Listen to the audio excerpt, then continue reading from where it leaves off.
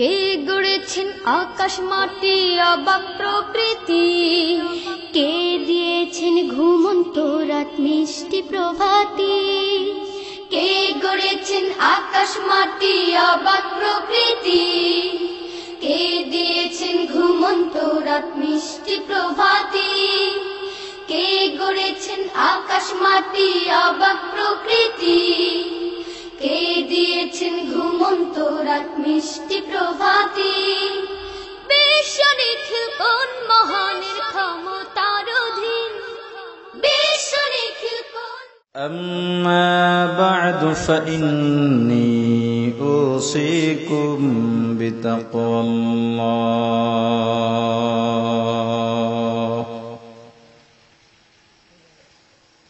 والمواظبة على ذكر الله،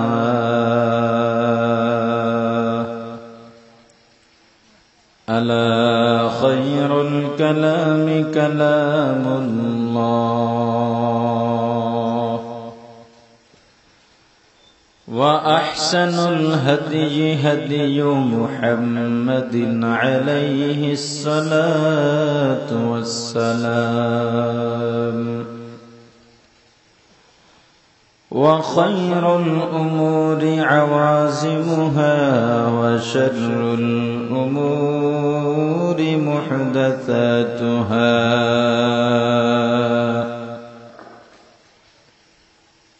وكل محدثة بدعة، وكل بدعة ضلالة،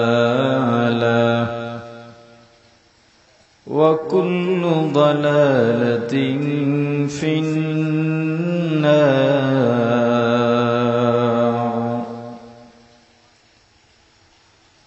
من يطع الله ورسوله فقد رشد، ومن يعص الله ورسوله فقد غوى. ربنا اغفر لنا ولإخواننا الذين سبقونا بالإيمان، ولا تجعل في قلوبنا غلا للذين آمنوا ربنا إنك رؤوف رحيم. لا جد ولا ند ولا حد لمولاها، لا جد ولا ند ولا حد لمولاها، لا جد ولا ند ولا حد لمولاها. الآن كما كان ولم يلق زوالا، الآن كما كان ولم يلق زوالا. لا جد ولا جدة لا عم وخلا، لا هيئ لا صورة لا شبه لمولا، لا هيئ لا صورة لا شبه لمولا. فقد قال الله تعالى في كلامه المجيد وفرقانه الحميد: أعوذ بالله من الشيطان الرجيم.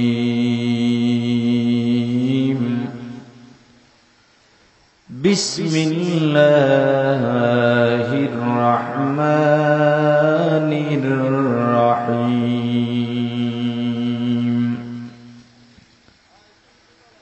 يا أيها الذين آمنوا اتقوا الله،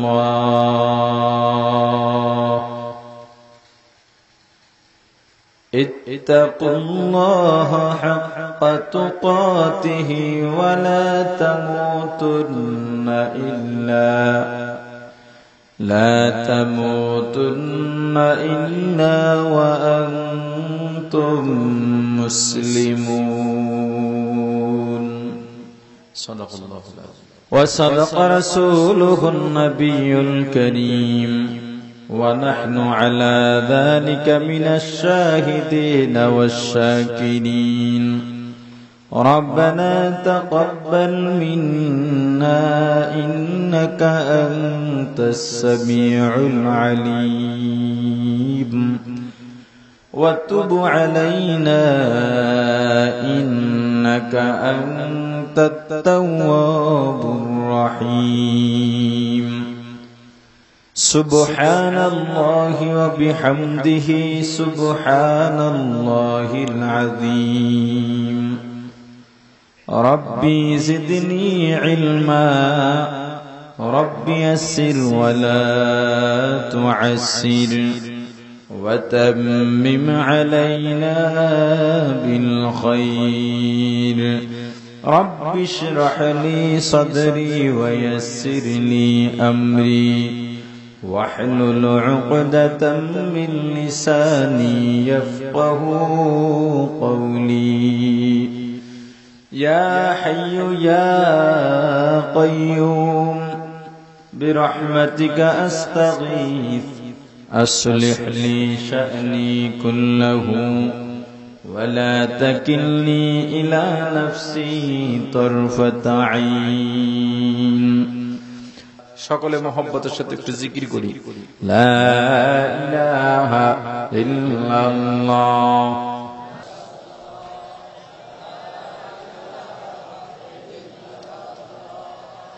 لا إله إلا الله، لا إله إلا الله، محمد رسول الله.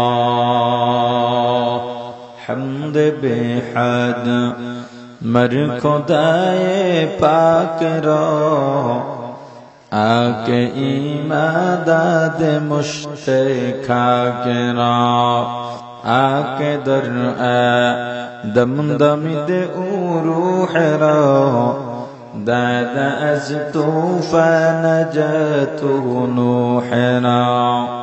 آئے کے را کرد کہرش بادر تا سجائے کرد قوم عاد را.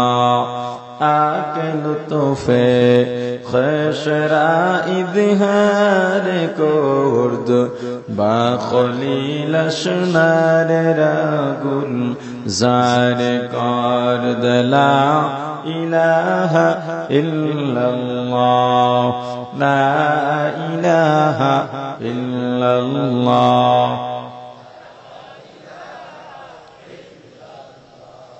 لا إله إلا الله محمد رسول الله. الحمد لله. আল্লাহ তাআলা দরবারে লাখো কোটি শুকর ও সুজুদ, যে মহান রব্বুল আলামিন আমাদেরকে হায়াত তৈয়বা দান করে দুনিয়ার জান্নাতের বাগান কোরআন ও হাদিসের এই মুবারক মজলিসে আশা ও বসার মতো তৌফিক দান করেছেন, আলোচনা শোনার মতো সুযোগ করে দিয়েছেন। এজন্য সকলের শুকর আদায় করি, আলহামদুলিল্লাহ। আলোচনার খুতবার মধ্যে আমি যে আয়াতে কারিমা তেলাওয়াত করেছি, আয়াতে কারিমার মধ্যে আল্লাহ বলেন, ইয়া আইয়ুহাল্লাযীনা আমানু, হে ঈমানদারেরা। ঈমানদারদেরকে সম্বোধন করেছেন, ঈমানদারদেরকে ডেকেছেন। কাদেরকে ডেকেছেন? সবাই বলেন। ঈমানদারদের ডেকে একটা নির্দেশ করলেন, ইত্তাকুল্লাহ, তোমরা আল্লাহকে ভয় করো। কাকে? ঈমানদার তো এমনি আল্লাহকে ভয় করার কথা। কি বলেন? সেখানে আল্লাহ আলাদাভাবে ঈমানদারকে বললেন আল্লাহকে ভয় করো। ব্যাপারটা কি? আল্লাহ এরকম আরো বলেছেন। কোরআনের অন্য এক আয়াতে আল্লাহ বলেন, ইয়া আইয়ুহাল্লাযীনা আমানু, হে ঈমানদারেরা, উদখুলু ফিস সিলমি কাফা, ইসলামের মধ্যে পরিপূর্ণ প্রবেশ করো। বড় মারাত্মক বিষয়, রহস্যজনক ব্যাপার। ঈমানদার তেমনি ইসলাম মানার কথা, ইসলামে থাকার কথা, কিন্তু ঈমানদারকে আবার কেন আল্লাহ ইসলামে ঢুকতে বললেন? কথা বুঝেন নাই? এর চেয়ে আরো বেশি মারাত্মক কথা আছে।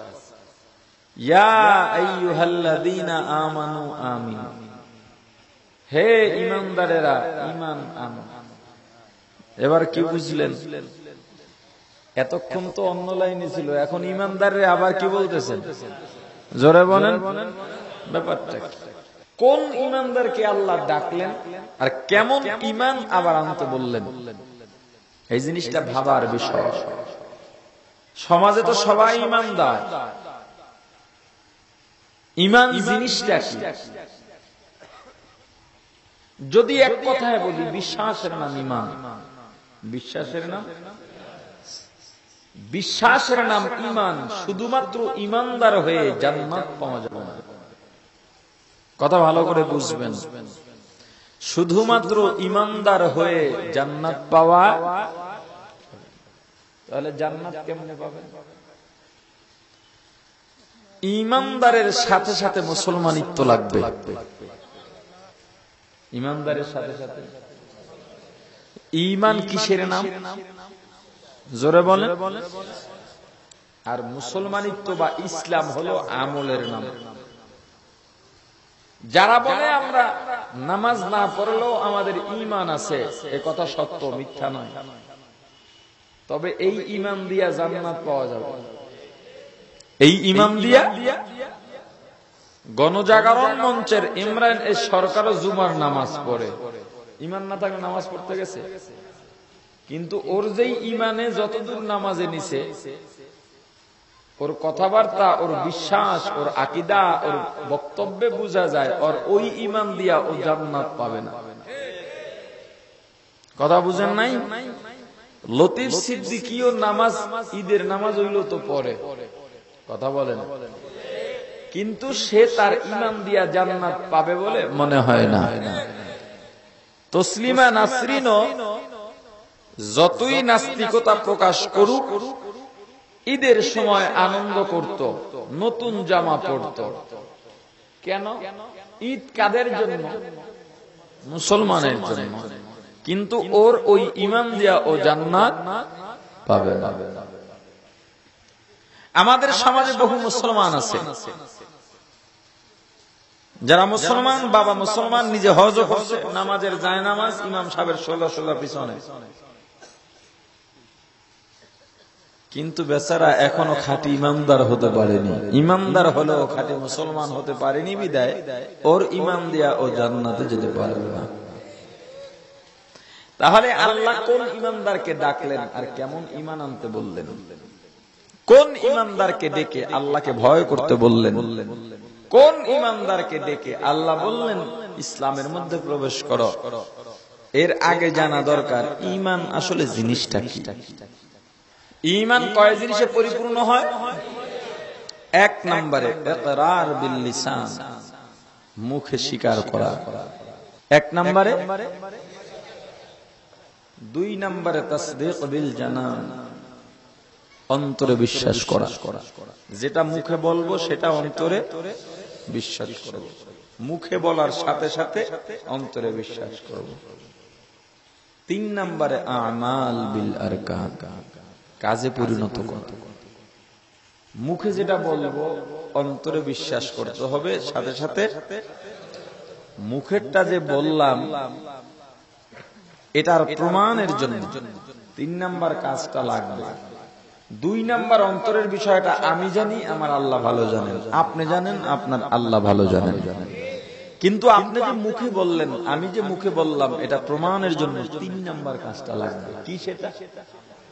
কি সেটা? আমল কাজে পরিণত করা, কাজে পরিণত করার নাম মুসলমানিত্ব। যারা কাজে পরিণত করে আল্লাহ এদেরকেই বলছেন। আগের দুই গ্রুপকে আল্লাহ বলছেন, যাদের মধ্যে দুইটা আছে, মুখে স্বীকার করছে, অন্তরে বিশ্বাস করছে, কাজ করে নাই, তাদেরকে আল্লাহ বলছেন ইত্তাকুল্লাহ, আল্লাহকে ভয় কর, কাজ কর। উদখুলু ফিস সিলমি কাফা, ইসলামের মধ্যে প্রবেশ কর, অর্থাৎ কাজ কর। আমানু আমিনু, ঈমান আনলে তিনটা একসাথে আন। বুঝা গেল আমাদের ঈমানের মধ্যে কিছু ভেজাল আছে, ঠিক কি না? আমাদের নিয়তের মধ্যে কিছু গড়বড়। এখন কোন জিনিসগুলো আপনি জবান দিয়ে স্বীকার করবেন, অন্তরে বিশ্বাস করবেন আর কাজে পরিণত করবেন? প্রাথমিক পর্যায়ে ঈমানের মূল ভিত্তি হলো 7টা। কয়টা? এই 7টা ভিত্তির থেকে ঈমানের অনেক শাখা বের হয়েছে, কিন্তু মূল ভিত্তি কয়টা? জোরে বলেন। 1 নাম্বার, আমানতু বিল্লাহ, আমি আল্লাহর উপরে ঈমান আনলাম। এটা একটা মূল ভিত্তি। 1 নম্বরে কার উপরে? 2 নম্বরে ওয়া মালাইকাতিহি, আল্লাহর ফেরেশতার উপরে ঈমান আনলাম। ওয়া কুতুবিহি, আল্লাহর কিতাবের উপরে ঈমান আনলাম। আল্লাহর কিতাবের নাম কি? জোরে বলে। কোরআন পড়তে পারেন সবাই? তাহলে জান্নাত আশা করে বসে আছেন কি? মামু বাড়ির সম্পদ নাকি জান্নাত? আপনি কোরআন পড়তে পারেন না, আপনার সন্তানকেও কোরআন পড়াচ্ছেন না। বাংলার জমিনে 92% মুসলমান থাকার পরেও আজকে বাংলার জমিনে হিন্দুত্ববাদী নাস্তিক্যবাদী শিক্ষা কার্যক্রম বাস্তবায়ন হতে যাচ্ছে। বাংলার জমিনে ইসলামকে বাদ দিয়ে ইসলাম ধ্বংসের শিক্ষানীতি বাস্তবায়িত হচ্ছে। আর মুসলমান নিজের সন্তানকে ইংলিশ মিডিয়ামে পড়িয়ে নিজেকে গর্বিত মনে করে। খবর রাখেন কিছু আপনি? আপনার কাছে দিন দুনিয়া দেশ দুনিয়ার কোন খবর আছে? আপনার কাছে সমাজের খবর আছে? দেশের দরকার নাই, সমাজের দরকার নাই, আপনার নিজের খবর, নিজের আমল, নিজের ঈমানের খবর আছে আপনার? মুসলমান কবিদের কবিতা ছিল, নবীজির জীবনী ছিল, আউলিয়া কেরামের জীবনী ছিল, ইসলামী মনীষীদের জীবনী ছিল। ইসলামের কিছু ইতিহাস তুলে ধরা ছিল, সেগুলো বাদ দিয়ে মুসলমান কবিদের নাম কেটে দিয়ে হিন্দু কবিদের কবিতা ঢুকানো হয়েছে। নবীজির জীবনী বাদ দিয়ে হিন্দু পণ্ডিতদের জীবনী ঢুকানো হয়েছে। 8ম শ্রেণী পর্যন্ত বাচ্চাদের সিলেবাসের মধ্যে কিভাবে জিনা করতে হয়, কিভাবে ধর্ষণ করতে হয়, কিভাবে প্রেম ভালোবাসা করতে হয়, সেগুলো শেখানো হচ্ছে। আর আপনি সেই শিক্ষা পেয়ে আপনাকে গর্বিত মনে করছেন। আপনি মুসলমান, আপনার মধ্যে কোরআনের শিক্ষা নাই, আপনার সাথে কোরআনের কোনো লেনদেন নাই, আপনার সাথে কোরআনের কোনো সম্পর্ক নাই। আপনি দাবি করেন মুসলমান। আপনি মারা যাওয়ার পরে মুসলমান কর্তৃক, উলামায়ে কেরাম কর্তৃক আসলে আপনার জানাজা দেওয়াই ঠিক নয়। কারণ যার মধ্যে কোরআনের মহব্বত নাই, যার সাথে কোরআনের সম্পর্ক নাই, অতএব তোমার মরণের পরেও তোমার সাথে কোরআনের কোন লেনদেন থাকতে পারে না। সোচ্চার হতে হবে। কয় যুগ বাঁচবেন? মরবেন যেহেতু, কুত্তা শিয়ালের মতো মরার প্রস্তুতি কেন গ্রহণ করছেন? বাংলাদেশে 92% মুসলমান থাকার পরে আজকে নাস্তিকরা মুসলমানদের উপরে কর্তৃত্ব করতেছে, মুসলমানদের উপরে হুমকিমূলক কথা বলতেছে। আর কিছু নেমক হারাম মার্কা মুসলমান আছে, যারা সেই কথার সাথে তাল মিলিয়ে উলামায়ে কেরাম যখন নাস্তিকদের প্রতিবাদ করে, তখন ওই উলামাদেরকে গালি দিয়ে বলে হুজুরদের আবার রাস্তায় নামার দরকার। নির্বাচন করবে দুনিয়াদাররা, হুজুর আবার নির্বাচন করে কেন? হুজুররা যদি নির্বাচন না করে, হুজুররা যদি চেয়ারম্যান না হয়, তাহলে যে সরকার থেকে বরাদ্দকৃত গরিবের জন্য চাল, ডাল, গম গরিবকে সুন্দর করে বুঝিয়ে দেওয়া যায়, এ কথা বুঝাবে কে? এটা দেখাবে কে? চোরের দলে তো দেখাবে না, চোরেরা নিজেরাই সব খাবে। উলামায়ে কেরাম, হুজুররা যদি ক্ষমতায় না যায়, সোনালী যুগ বাস্তবায়িত করবে কে? রাস্তার মধ্যে অমাবস্যার রাতে যুবতী হাঁটবে, ইজ্জত হারাবার কোনো ভয় থাকবে না। সেই পরিবেশ তৈরি করবে কে? চোর লুচ্ছার দল কখনো সমাজ পরিবর্তনের ডাক দেয় না। চোর লুচ্ছার দল কখনো সমাজ শান্তির চিন্তা করে না। তারা তাদের নিজ এবং দলের আখের বিজতে ব্যস্ত থাকে, ঠিক কিনা? ওয়া রাসূলিহি, 4 নম্বর রাসূলগণের উপরে ঈমান আনতে হবে। 5 নম্বরে ওয়াল ইয়াউমিল আখিরি, কিয়ামতের উপর। 6 নম্বরে ওয়াল কদরি, তাকদীরের উপর। কেমন তাকদীরের উপর ঈমান আনবা? খায়রিহি ওয়া শাররিহি মিনাল্লাহি তাআলা, আল্লাহর পক্ষ থেকে ভালো হোক মন্দ হোক তাকদীরের উপরে ঈমান আনতে হবে। 6 নম্বর 7 নম্বরে ওয়াল বা'সি বা'দাল মাউত, মরণের পরে পুনরায় জীবিত হওয়ার উপরে ঈমান আনা লাগবে। ও মুসলমান, এই দুনিয়াটাই শেষ নয়, এখান থেকে মৃত্যুবরণ করা লাগবে। মরার পরে এই জীবনটা শেষ নয়, আবার আল্লাহর দরবারে ফিরে যেতে হবে, ঠিক কি না? আল্লাহ রাব্বুল আলামিন কোরআনের অন্য আয়াতের মধ্যে বলেন, কাইফা তাকফুরুনা বিল্লাহ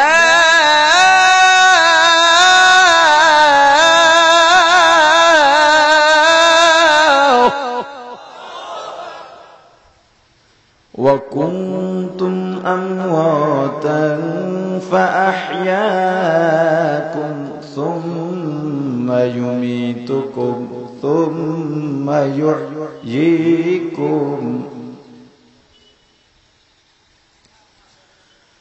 সুম্মা ইউমীতুকুম সুম্মা ইউহয়ীকুম সুম্মা ইলাইহি তুরজাউন।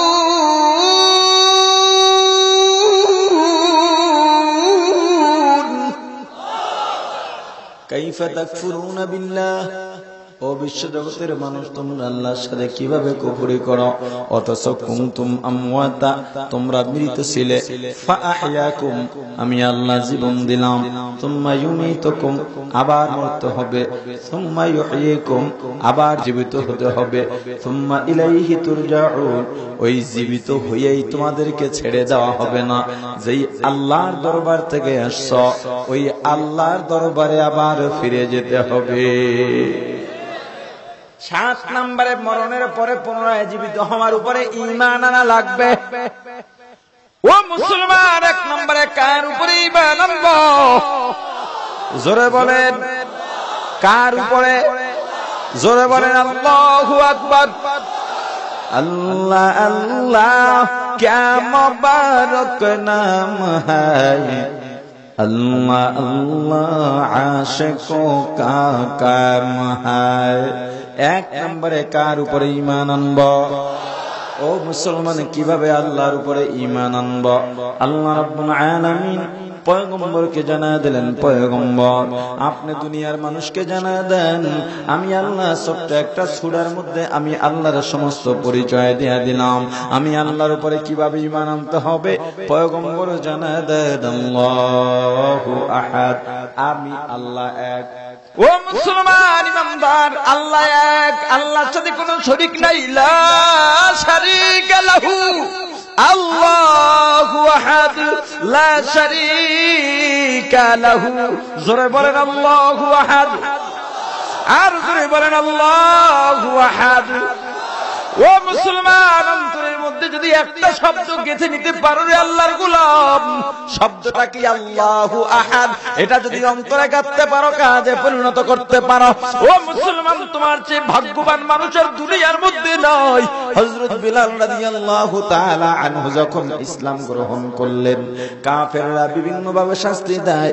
সবচেয়ে বড় শাস্তির ব্যাপার যেটা ছিল, হযরত বিলালের 2 হাতের মধ্যে শিকল লাগায়া 2টা ঘোড়ার পায়ের মধ্যে শিকলটা বেঁধে দিত। বিশাল এক আগুনের রাস্তা, জ্বলন্ত আগুনের আংটা, হযরত বিলালকে আগুনের উপরে চিত ভাবে শোয়াইয়া রাস্তার 2 ধার থেকে ঘোড়ার পিঠের উপরে চাবুক মারত। ঘোড়া যখন দৌড় দিত, হযরত বিলাল জ্বলন্ত আগুনের উপরে ছেঁচড়ে যাইত। জ্বলন্ত আগুনের আংটার মধ্যে পিঠের চামড়াগুলো, পুইজগুলো, রক্তগুলো, চর্বিগুলো পস করে পড়তো, আর জ্বলন্ত আংটাগুলো হযরত বেলাল রাদিয়াল্লাহু তাআলা আনহুর রক্ত চর্বিতে সব নিভে যেত। কিন্তু হযরত বেলাল একটাই আওয়াজ করতেন, আল্লাহু আহাদ। চিল্লা চিল্লা বলতেছেন, আল্লাহু আহাদ, আল্লাহু আহাদ। সিদ্দিক আকবর হযরত আবু বকর সিদ্দিক রাদিয়াল্লাহু তাআলা আনহু রাস্তা দিয়া যাইতেছেন, কাছে গিয়া ডাকলেন আর চোখের পানি ছেড়ে বললেন, ভাই বেলাল, আপনি আস্তে আস্তে আল্লাহ আল্লাহ বলেন, আল্লাহু আহাদ আস্তে বলেন। কাফেররা যাতে শুনতে না পায়, যদি শুনতে পায় তাহলে আপনার কষ্ট বাড়া দিবে। হযরত বেলাল বললেন, ভাই গো, আপনার কথা আমল করার চেষ্টা করব। সিদ্দিক আকবর চলে গেলেন। আবার যখন ফিরতি পথে রওনা হলেন, দেখেন আগের নাই কাফেররা হযরত বেলালকে আগুনের উপরে টানতেছে, আর হযরত বেলাল আহাদ আহাদ বলে চিল্লায়। হযরত আবু বকর বেলালের কাছে গিয়ে বললেন, রে ভাই, আপনাকে আমি নিষেধ করলাম আস্তে আস্তে আল্লাহু আহাদ বলে ডাকতে, বললাম জোরে কেন বলতেছে? হযরত বেলাল চোখের পানি ছেড়ে কান্দে আর ডাক দিয়া বলে, ও ভাই আবু বকর, কাফেরদের যত কষ্ট, যত যন্ত্রণা, আমার কাছে আল্লাহু আহাদের এত মজা, এত মজা, এত মজা। কাফেরদের কোনো যন্ত্রণা আমার কাছে যন্ত্রণা মনে হয় না। আল্লাহু আহাদের মজার চাইতে বড় কোনো যন্ত্রণা আমার দুনিয়ার মধ্যে নাই। যত বড় যন্ত্রণা দেওয়া হোক না কেন, আল্লাহু আহাদের মজা যন্ত্রণার চাইতে অনেক বেশি। আউলিয়ারা কারে কবায় খতিয়ার, জাহেলারা কার দুনিয়া ইখতিয়ার, আশিকারা মিল্লাত মাযহাব জুদাগস্ত, আশিকারা মিল্লাত মাযহাব খুদাস্ত। ও মুসলমান, আল্লাহু আহাদের মজা অন্তরে ঢুকাও। আল্লাহু আহাদ অন্তরের মধ্যে গেঁথে নাও রে আল্লাহর গোলাম। আল্লাহর পরিচয় আল্লাহ দিয়া দিছেন, আল্লাহু আহাদ, আল্লাহু সামাদ। আল্লাহ বেনিয়াজ, আল্লাহ বেপরোয়া, আল্লাহ ওয়ামুখাপেক্ষী।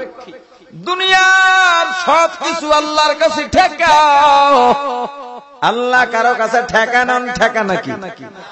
নাকি দুর্বল? আল্লাহ কি বুড়া হয়ে গেছে নাকি? দৃষ্টি শক্তি কমে গেছে, শ্রবণ শক্তি কমে গেছে। আল্লাহ চিরস্থায়ী চিরঞ্জীব। আল্লাহু লা ইলাহা ইল্লা হুয়াল হাইয়ুল কাইয়্যুম। هو الله الذي لا إله إلا هو عالم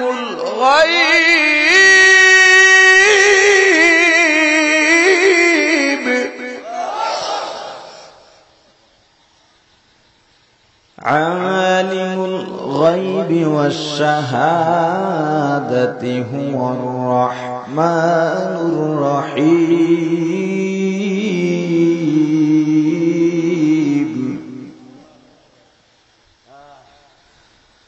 هو الله الذي لا إله إلا هو.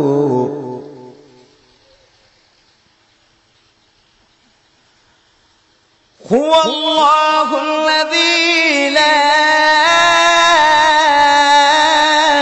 إله إلا هو الملك القدوس السلام.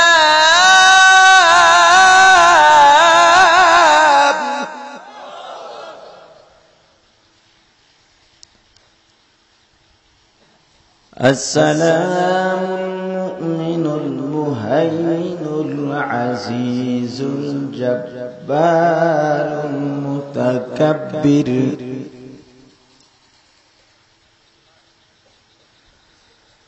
سبحان الله عما يشركون هو الله الخالق البارئ المصور له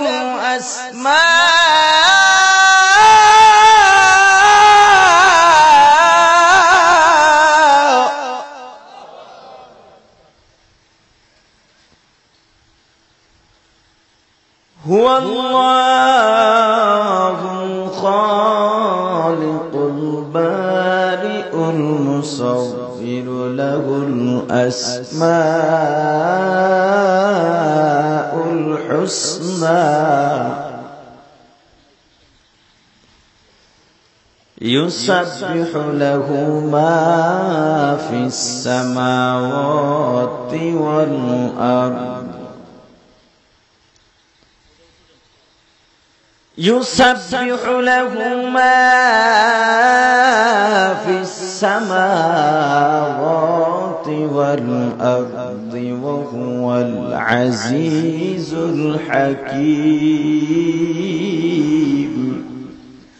قل هو الله أحد الله الصمد لم يلد ولم يولد ولم يكن له كفوا أحد لا جد ولا ند ولا حد لمولاه لا جد ولا ند ولا حد لمولاه لا جد ولا ند ولا حد لمولاه الآن كما كان ولم يلق زوالا الآن كما كان ولم يلق زوالا لا جد ولا جدة لا عم وخلا لا هيئل لا صورة لا شبه لمولا لا هيئل لا صورة لا شبه لمولا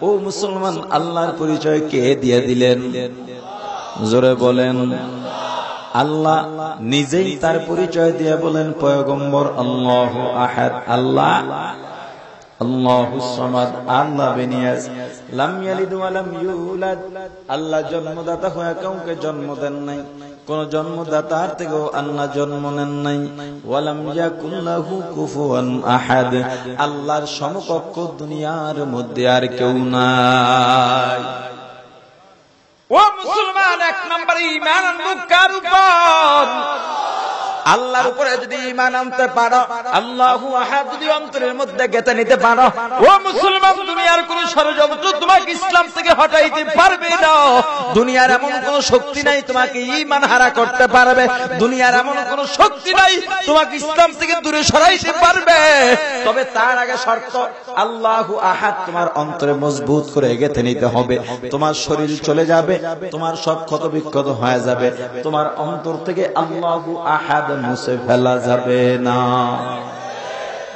জালিম বাদশার রাজ্যের মধ্যে আপন তিন ভাই ইসলামের দাওয়াত পেয়ে ইসলামের আদর্শ দেখে ইসলাম গ্রহণ করছে তিন ভাই গভীর রাতে পরামর্শের মধ্যে বসছে এই রাষ্ট্রের মধ্যে ইসলাম ধর্ম গ্রহণ করা দণ্ডনীয় অপরাধ একটা মানুষও নাই যারা ইসলাম পালন করে ইসলাম বাস্তবায়ন করতে পারবে একটা মানুষও মুসলমান নাই আমরা তিন ভাই যেহেতু ইসলাম গ্রহণ করলাম বাদশা যদি শুনতে পায় আমাদেরকে আস্ত রাখবে না আমরা তো যুদ্ধ করতে পারবো না দাওয়াতও দিতে পারবো না কারণ আমরা সংখ্যায় অনেক কম তারা সংখ্যায় অনেক বেশি তিন ভাই পরামর্শ করল চলো আমরা এই রাষ্ট্র ছেড়ে হিজরত করে অন্য একটা দেশের মধ্যে চলে যাব, আমরা শক্তি সঞ্চয় করে আবার এই দেশে ফিরে ইসলামের দাওয়াত দিব।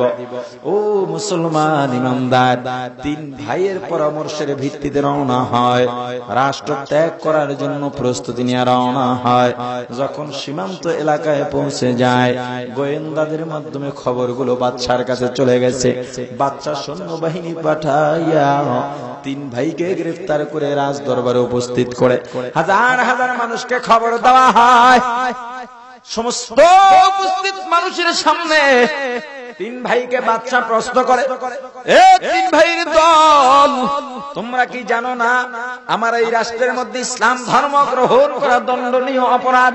বলে, হ্যাঁ জানি, তবুও কেন ইসলাম ধর্ম গ্রহণ করছো? তিন ভাই একই সাথে জবাব দিয়া বললেন, ও জালিম বাচ্চা, মুখে বোঝানো সম্ভব নয় কেন ইসলাম গ্রহণ করলাম।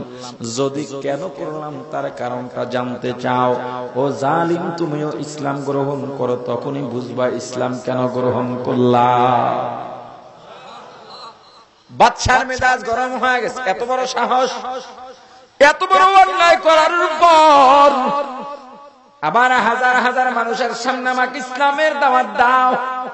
তিন ভাই বলে, এটাই তো সুযোগ পাইলাম, দাওয়াতটা দিয়া দিলাম।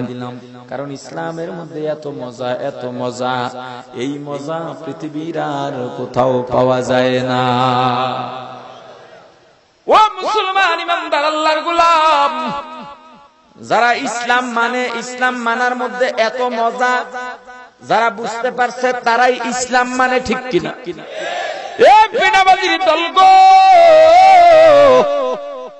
নামাজের মধ্যে কুদরতি আল্লাহর কদমে কপালটা লাগাইয়া সিজদার মধ্যে যাইয়া, নামাজের মাধ্যমে সিজদার মধ্যে যাইয়া নিজের কপালটা আল্লাহর কুদরতি কদমে লাগানোর মধ্যে যে কতটা মজা পাওয়া যায়, তুমি তো নামাজ পড়ো না, তুমি বুঝবা না। ও বেরোজাদারের দল, এত বড় দিন, এত প্রখর রোদ, এত গরম, পানির পিপাসায় ছটফটানি শুরু হয়, আসরের পরে হাঁটা পর্যন্ত যায় না, পড়ে থাকতে হয়।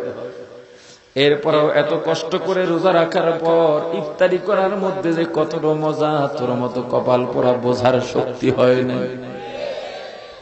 এ দুনিয়ার জন্য পাগল হনেওয়ালারা, এ দুনিয়ার পাগল সং সং দুনিয়া নিয়ে ব্যস্ত আছো, কিন্তু গুনার জন্য অনুতপ্ত হইয়া গভীর রাতে আল্লাহর দরবারে চোখের পানি ছেড়ে কান্নার মধ্যে যে কতটা মজা, তুই কেমনে বুঝবি? তোর তো দিলটা মরে গেছে, তোর তো বোঝার কোন শক্তি নাই, শক্তি নাই।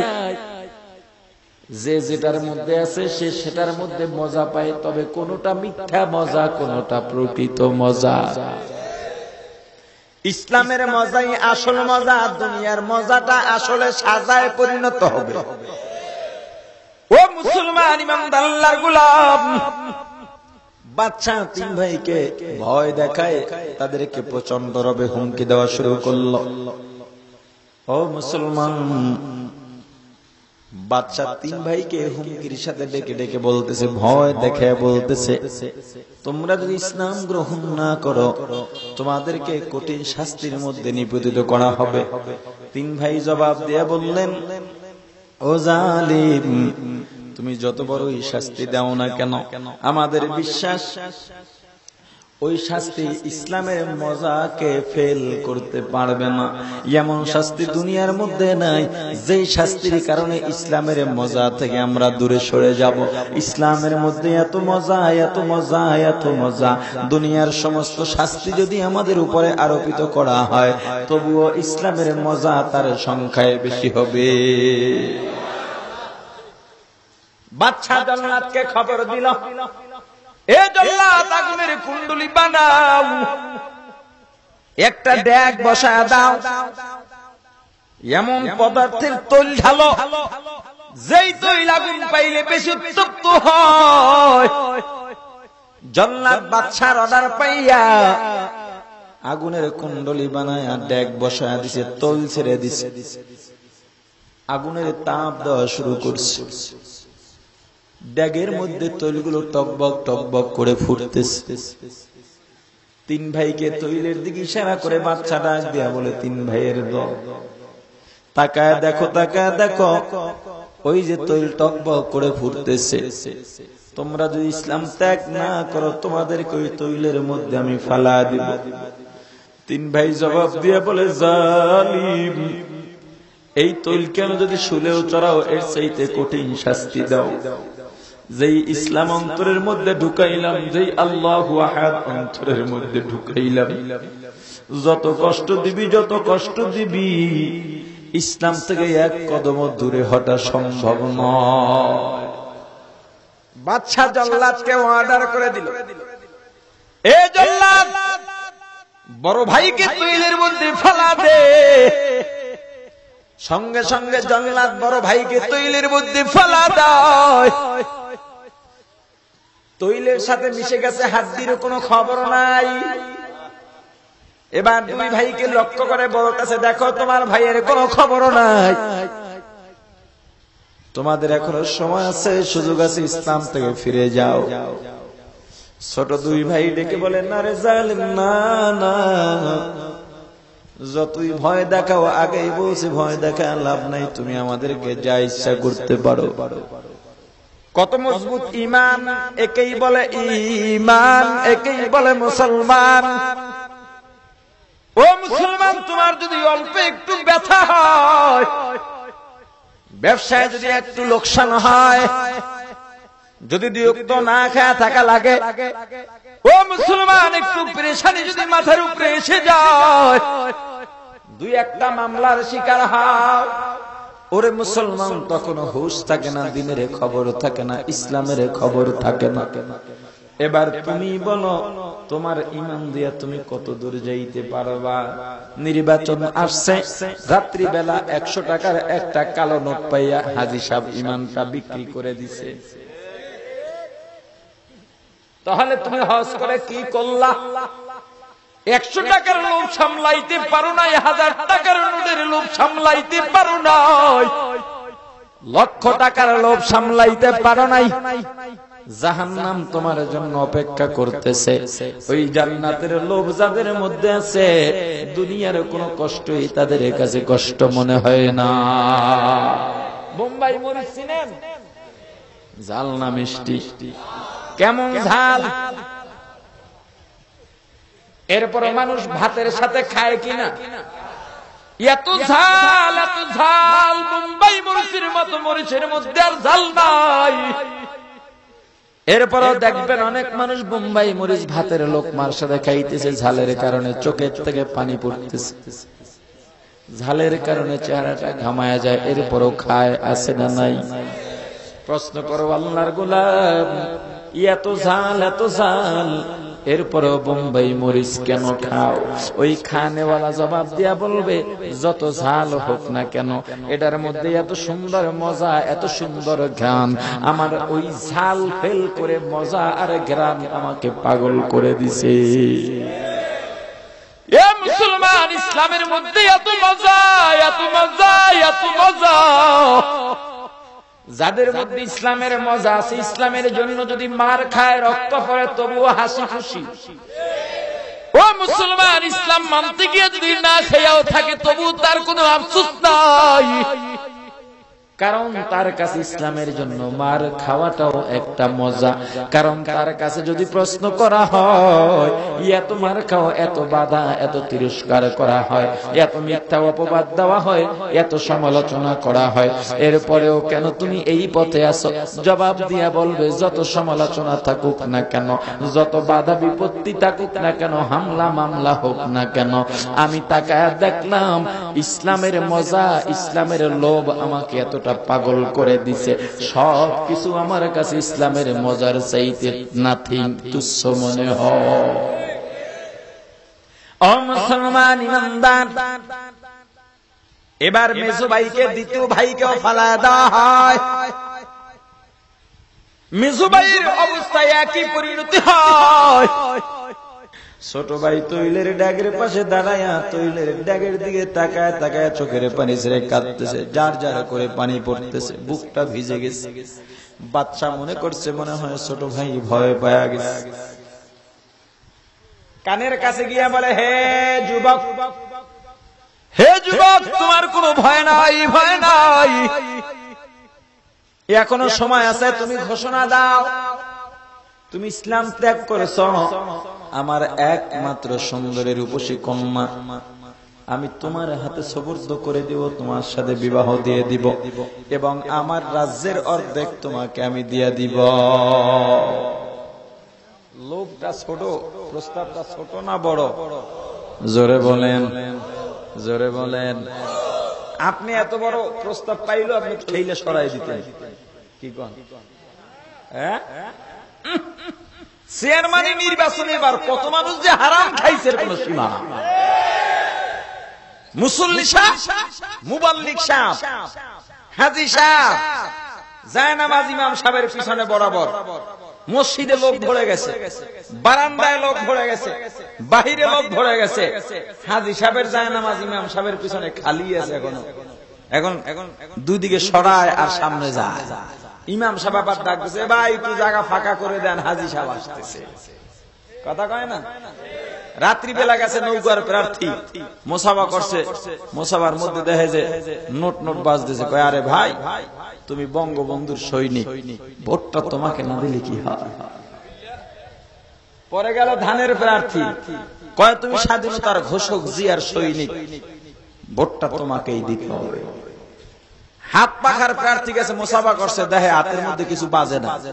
কয়, মিয়া, এত ঝামেলার মধ্যে তোমরা কি লেগে এইসব নির্বাচনে নামছো? তোমরা কি হইতে পারবা? সত্য না মিথ্যা? জোরে বলেন। আরে না ফরমান, খাইলি আল্লাহর, থাকলি আল্লাহর জমিনে।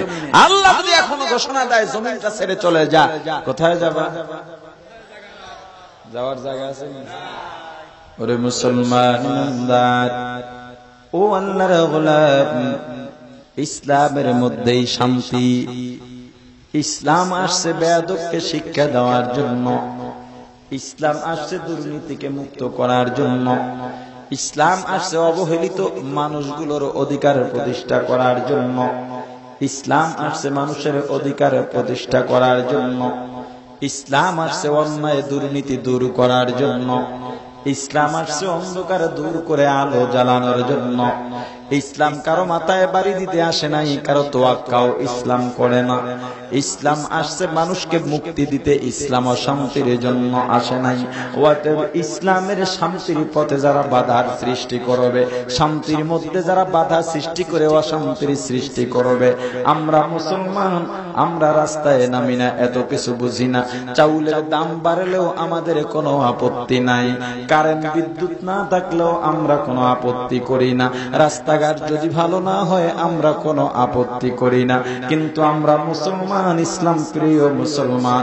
ইসলামের মধ্যে যখন বাধা সৃষ্টি হবে, ইসলামের মধ্যে যখন শান্তির পথে যখন অশান্তির বাধা সৃষ্টি করে দিবা, ওরে মুসলমান, মুসলমান ঘরে বসে থাকবে না, মুসলমান রাস্তায় নামবে জীবন দেওয়ার জন্য। মুসলমান প্রস্তুত। ইসলামের বিরুদ্ধে যারা বলবে, মুসলমান এক হয়ে রাস্তায় নামবো। ইসলাম বিরোধীদের জায়গা বাংলার জমিনে হবে না, হবে না, হবে না। ও মুসলমান ইমানদার, যখনই ছোট ভাই যুবকের কানের কাছে গিয়া বাচ্চা বলল, হে যুবক, তোমার ভয় নাই, চিন্তা নাই, ইসলাম থেকে দূরে সরে যাও, আমার মেয়েকে তোমার সাথে বিবাহ দিব, রাজ্যের অর্ধেক দিয়া দিব। কথাটা বলতে দেরি, ছোট ভাই ঈমান দীপ্ত যুবক সঙ্গে সঙ্গে হাজার হাজার মানুষের সামনে জালিম বাচ্চার গালের মধ্যে একটা কষে থাপ্পড় লাগা দিছে। এর নাম জিহাদ। কি জোরে বলেন, আরো জোরে বলেন। আজকে মুসলমান হক কথা বলতে ভয় পায়, হক কথা বলতে পারে না। হাজার হাজার ইসলাম বিরোধী শত্রুরা দাঁড়ানো, তাদের মধ্যে সর্ব ক্ষেত্রে শক্তিধর জালিম বাদশা তার সামনে দাঁড়ানো। কাউকেই ভয় পেল না, সুযোগ পেয়েছে প্রতিশোধটা নিয়ে নিয়েছে। আর বাংলার জমিনের 92% মুসলমানের জমিনে হক কথা বলা যায় না, মুসলমান হক কথা পছন্দ করে না। হিকমতের উপর আছে সবাই। ইমাম সাহেবের কাছে যাবেন, ইমাম সাহেব কি ব্যাপার, আপনি কিছু কম না কা? কয় ভাই হিকমত অবলম্বন করতেছি। ওরে জালিম, হিকমত অবলম্বন করতে করতে মরে, তবু জীবনে হক কথাটা বলে যেতে পারে না। এটার নাম হিকমত নয়, এটার নাম কাপুরুষতা। এটার নাম হিকমত নয়, এটার নাম দুর্বলতা। এটার নাম হিকমত নয়, এটার নাম মধ্য সত্য ভোগকারী মুনাফিক। ঠিক কিনা বলেন? 92% মুসলমানের দেশে হিকমতের কথা বলতে হবে কেন? ইসলামের কথা বাংলাদেশের মধ্যে চলবে সরাসরি, কোরআনের কথা চলবে সরাসরি, রাসূলের আদর্শের দাওয়াত চলবে সরাসরি। মুসলমান মরলে শহীদ, বাঁচলে গাজী। ওতে মুসলমান কোন নাস্তিক মুরতাদকে ভয় পেতে পারে না। মুসলমান চলবে সিংহের মতো, বিড়ালের মতো মুসলমানের চরিত্র শোভা পায় না।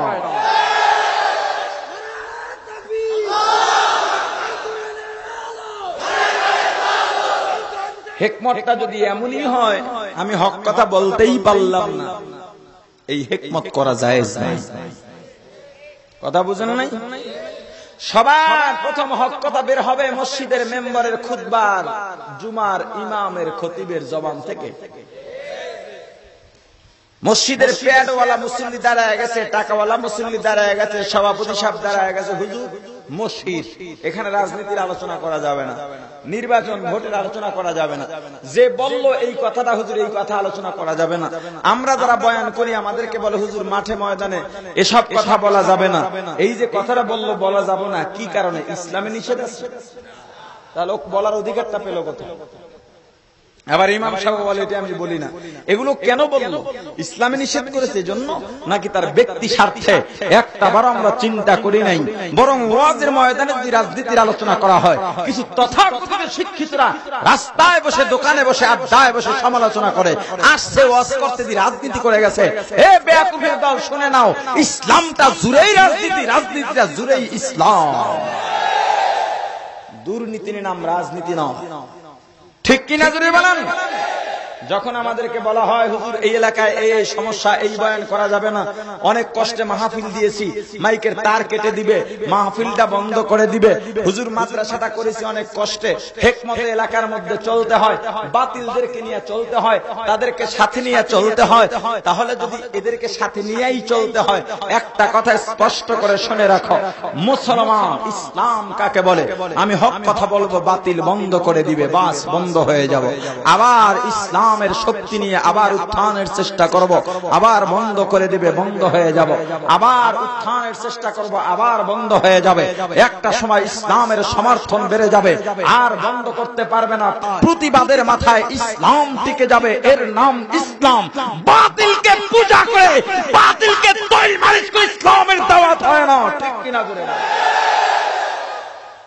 প্রিয় ভাইরা আমার, বাতিলকে ধরে, বাতিলকে হাতে রেখে যদি আমি মাহফিল করি, এই মাহফিলে কি ফায়দা? আমি হক কথাই বলতে পারলাম না। মাদ্রাসা বাতিলকে তোয়াজ করে মাদ্রাসা চালানো বন্ধ করে দাও, মাদ্রাসা বন্ধ করে দাও, ওয়াজ মাহফিল। 92% মুসলমানের রাষ্ট্র, মসজিদের রাজধানী হয় বাংলাদেশকে, মাদ্রাসার ফ্যাক্টরিতে পরিণত হয়েছে বাংলাদেশ, আউলিয়া কিরামের দেশ বাংলাদেশ, লক্ষ লক্ষ হাফেজ আলেমের দেশ বাংলাদেশ। সেই দেশে যদি হক কথা উন্মুক্ত ভাবে বলা না যায়, সে দেশের মুসলমান মুসলমান দাবি করার দরকার না। ভয় করবেন কাকে? না, আল্লাহর ভয় আপনাদের মধ্যে রাখেন। এজন্যই তো আল্লাহ বলেছেন ইত্তাকুল্লাহ। ভয় যদি করতে হয় আল্লাহকে ভয় কর। কাকে করবেন ভয়? দুনিয়ার কার উপরে? কার উপরে? যার ক্ষমতা বেশি তাকে ভয় করব। রাগ করেন আপনারা? জোরে বলেন। রাগ করে লাভ নাই। সাত আসমান উপর, সাত জমিন নিচের ওয়াজ আমি জানি না। দাওয়াত দিবেন কি দিবেন না সে চিন্তা করে কথা বলি না। কে খুশি হলো, কে বেজার হলো চিন্তা করে কথা বলি না। গ্রেফতার হব, হামলা হবে না মামলা হবে সে চিন্তা করেও কথা বলি না। কারণ চিন্তা এটাই করি যে কোনো সময় মরণ হতে পারে। অতএব যতদিন আসি হক কথা বলে যাব, হক পথে চলে যাব, আর কোনো গতি নাই, পথ নাই। আপনারা কি আমার এই কথার সাথে একমত? মুসলমান সব এক কাতারে দাঁড়াতে হবে। মুসলমান ছিন্ন ভিন্ন থাকা যাবে না। অন্তরের মধ্যে আল্লাহর ভয়, আল্লাহু আহাদ, আল্লাহর একাত্মতা মজবুত করতে হবে। ছোট ভাই থাপ্পড় লাগায়া দিস, এ জালিম তুমি কি মনে করছো আমি ভয় বা কাঁদি? বলে হ্যাঁ। ও জালিম না না, আমি ভয় কাঁদি না। তাহলে কেন কাঁদো? বলে আমি দুইটা কারণে কাঁদি। কি দুইটা কারণ? এক নাম্বার কারণ, আজীবন জানতাম বড় ভাইয়েরা ছোট ভাইদেরকে ভালোবাসে, বড় ভাইয়েরা ছোট ভাইদেরকে আদর করে, বড় ভাই ভালো জিনিসটা ছোট ভাইকে দিয়ে দেয়, বড় ভাইরা না খায় ছোট ভাইকে খাওয়ায়। কিন্তু আজকে দেখলাম উল্টা জিনিস। বলে কি দেখলাম? উল্টা কোথায় দেখলাম? বলে ও জালিম তুমি কেমনে বুঝবা আমার ভাইয়েরা আজকে আমাকে ভালোবাসতে পারে নাই? যদি আমাকে ভালোবাসতো, আমাকে না পাগে দুনিয়ার মধ্যে ফেলাইয়া আমার দুই ভাই স্বার্থপরের মতো আগে আগে জান্নাতের মধ্যে যাইতে পারতো না। हकीकत से तो दुनिया बेखबर है, दुनिया की नुमाइश पर नजर है। नमी गोयम के आज दुनिया जुदा बश, बहर कारे के बाशी बा खुदा बाश। सिस्ते दुनिया आज खुदा गाफिल बुदन, नया कमाशो नकरा हो फर जिंदजान।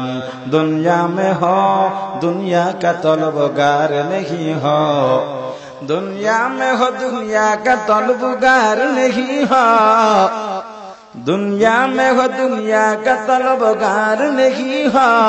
बाजार से गुजर हो खरीदार नहीं हो, बाजार से गुजर हो खरीदार नहीं हो। जागा जी लगाने के दुनिया नहीं है, ये इबरत की जाहे तमाशा नहीं है, ये इबरत की जाहे तमाशा नहीं है। ओ मुसलमान ईमानदार अल्लाहर गुलाम, दुनियार माया मोहब्बते पड़लाम, দুনিয়ার পরিচয় পাইলাম, দুনিয়ার জন্য পাগল হয়ে গেলাম। না না, দুনিয়া কিন্তু স্থায়ী নয়, স্থায়ী নয়। দুনিয়া মাত্র কয়েকদিনের জন্য। এই দুনিয়ার মধ্যে চিরকাল আমরা থাকতে পারবো না। পারবো না? জোরে বলেন, আরো জোরে বলেন। ও তুই এই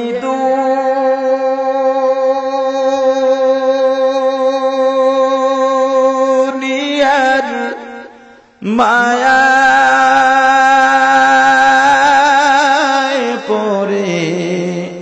করছো কত বাহানা,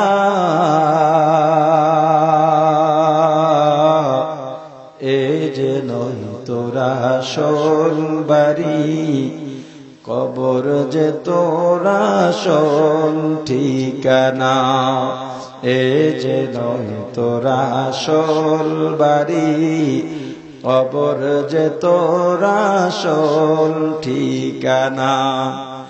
ও তুই এই দুনিয়ার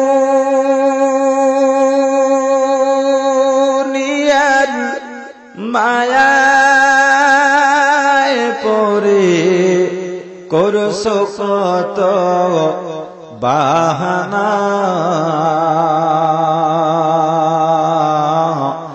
এ যে নই তোরা আসল বাড়ি, কবর যে তোরা আসল ঠিকানা। এ যে নই তোরা আসল বাড়ি, কবর যে তোরা আসল ঠিকানা। কবর পথের যাত্রী তুমি,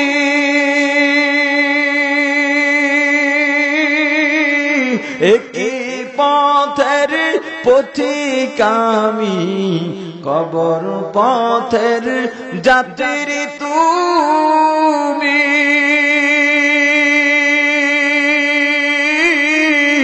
একই পথের পথিক আমি। তুমি আমি কেউ রব না, তুমি আমি কেউ রব না, দিতে হবে রওয়ানা। এই যে নই তোরা আসল বাড়ি, কবর যে তোরা আসল ঠিকানা। এই যে নই তোরা আসল বাড়ি, কবর যে তোরা আসল ঠিকানা। ও মুসলমান, দুনিয়ার মধ্যে চিরস্থায়ী থাকতে পারবো না। জোরে বলেন, কে কয়দিন থাকবেন? আছে? ছোট ভাই জালিম বাচ্চাকে ডাক দেয়া বলে, ও জালিম, এক নাম্বার কাদার কারণ আজীবন জানতাম বড় ভাই আর ছোট ভাইকে ভালোবাসে, আজকে দেখলাম উল্টাটা হলো। যদি বড় ভাইরা আমাকে ভালোবাসত, আমাকে দুনিয়ার নাপাক জায়গায় ফেলাইয়া বড় ভাইরা আগে আগে জান্নাতের মধ্যে যাইতে পারত না। দুই নাম্বার কারণ, আল্লাহর দরবারে কাঁদতেছি, আল্লাহ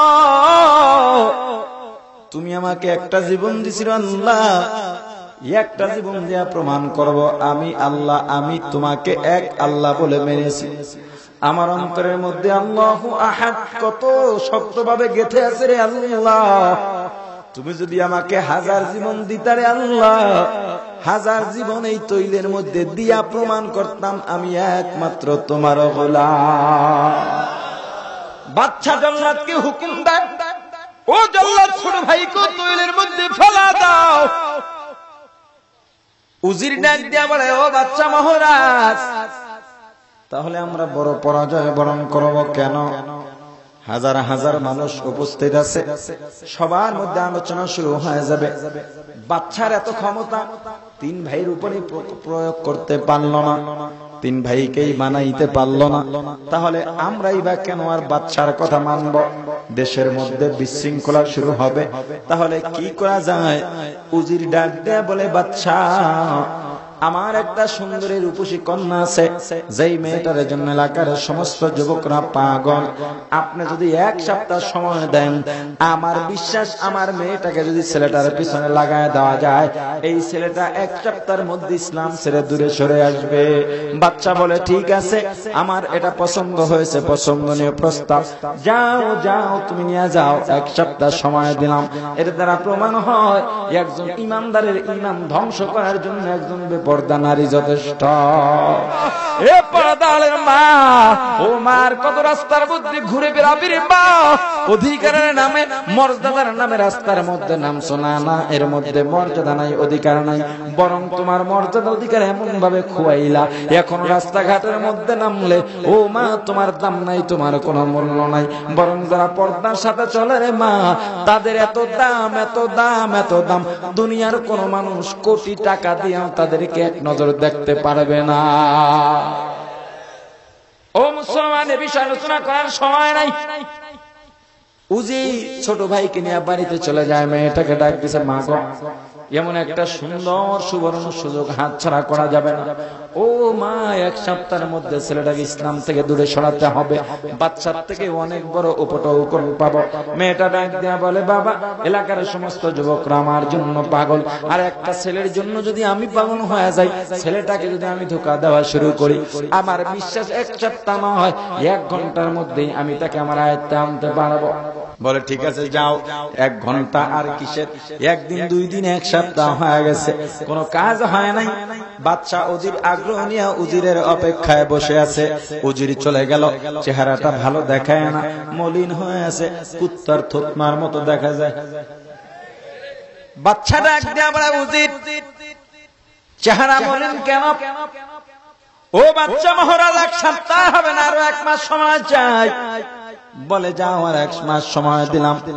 ওই জালিমের তো জানা নাই যাদের তাল্লুক সম্পর্ক আল্লাহর সাথে হয়ে গেছে, যারা আল্লাহর ফয়সালার উপরে রাজি খুশি হয়ে গেছে, এক সপ্তাহ কেন, এক মাস কেন, এক বছরও কেন, এক যুগ কেন, জীবনটা পার হয়ে যায় আবার জীবন শুরু হয়। কিয়ামত পর্যন্ত যদি হায়াত দেওয়া হয়, ঈমানদারের ঈমান কোনো কিছুর বিনিময়ে বিক্রি হবে না। এক মাসের সময় নিয়ে গেছে, একদিন, 2 দিন, 29 দিন চলে গেছে। আগে কয়দিন, এখানে কয়দিন, কতদিন হলো? 36 দিন হয়ে গেছে। 36তম রাতে যুবক নামাজের মধ্যে দাঁড়ায় গেছে, নামাজের মধ্যে চোখের পানি ছেড়ে কাঁদতেছে, নামাজের সালাম ফিরাইয়া দোয়া করতেছে আল্লাহর দরবারে, আল্লাহ আমি তো একজন মানুষ, আমার তো একটা মন, আয় আল্লাহ নফস শয়তান তুমি আমাকে হেফাজত করো আল্লাহ। দোয়া শেষ হয়ে গেছে।